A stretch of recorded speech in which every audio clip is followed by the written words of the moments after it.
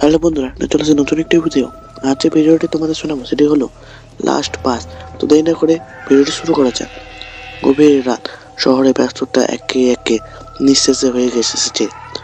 স্ট্যান্ডে দাঁড়িয়ে থাকা একমাত্র বাসটি শেষ বাস বলে ঘোষণা করলো। জনমাল ভর্তি করে এই বাসটি শহরের শেষ গন্তব্যের দিকে যাত্রা করবে। কিন্তু এই বাসটির গন্তব্য পৌঁছানো কি আর 5টা বাসের মতো সাধারণ? যাত্রা শুরু।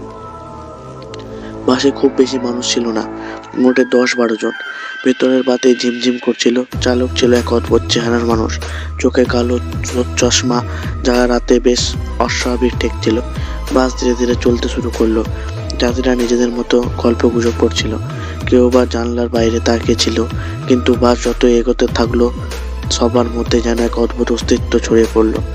ভেতরে তাপমাত্রা হঠাৎ করে নামতে শুরু করলো, আর বাসের জানালা দিয়ে এক ধরনের অচেনা হিমল বাতাস ঢুকতে লাগলো। বাসের একজন যাত্রী, মিস্টার সেন, হঠাৎ করে নিজের পকেটে হাত দিয়ে দেখে বললেন, আমার মানিব্যাগ নেই। এরপর একে একে অন্য যাত্রীরাও দেখলেন তাদের অনেকের ওই ব্যক্তি জিনিসপত্র কোথাও মিলছে না। কেউ ভয়ে পেয়ে চিৎকার করতে শুরু করলেন।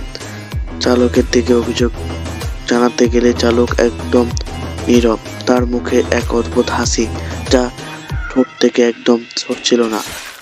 পিছনের আসনে বসা এক বৃদ্ধ হঠাৎ করে বলে উঠলেন, এই বাস তো সেই বাস, এটা তো আমাদের গ্রামের কয়েক বছর আগে দুর্ঘটনা ধ্বংস হয়েছিল। বৃদ্ধার কথায় সবাই স্তব্ধ।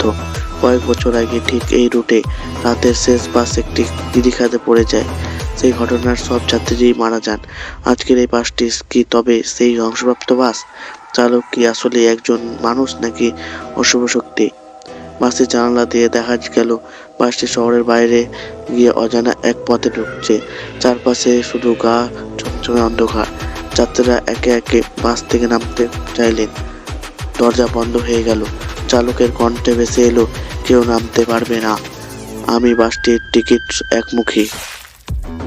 এরপর হঠাৎ বাসটি বায়ুর মতো উধাও হয়ে গেল।